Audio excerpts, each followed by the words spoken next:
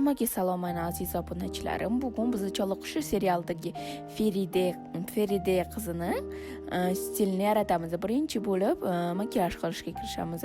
Feridani kipriklari uzun, qop-qora bo'lgani uchun qora tush qo'ydim. Hali sizlar ham o'sha serial ko'rganmisizlar va teng kerak emas, oq qalamdan foydalanamiz. Feridaning ko'zlari katta chiroyli bo'lgani uchun oq qalam suramiz. Keyin esa rumyani uni chetlari pum-pushti bo'lib chiroyli turadi. Shuning uchun pushti rumyani suramiz.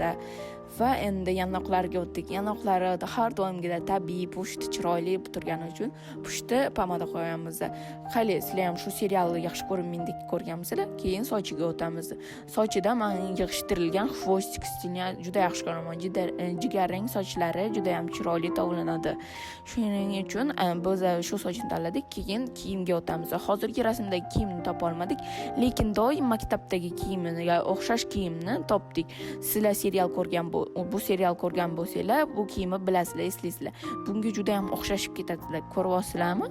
Qani endi oyoq kiyimga o'tamiz. Feride xonim serialini ko'rgan bo'lsanglar, shu serialda o'sha etiklarni, juda ham poshnali etiklarni juda ham yaxshi ko'raman. Shuning uchun poshnali etikka o'xshash oyoq kiyim topdim.